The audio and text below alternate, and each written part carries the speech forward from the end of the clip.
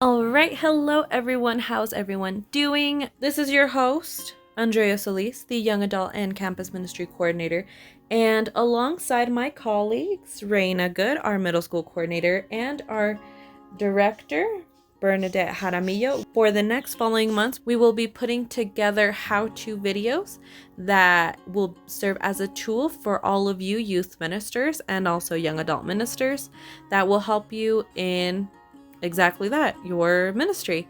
So today we will be putting together a prayer center.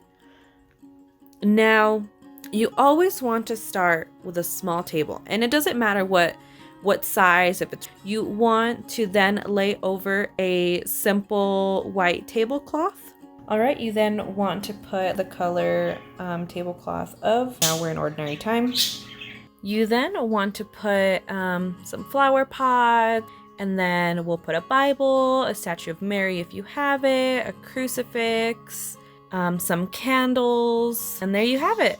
Your prayer center can be as simple as that, and it can also be a little bit more elaborate. Now, continue watching for those more elaborate prayer centers. Like I said, it can be very simple or it can be very elaborate.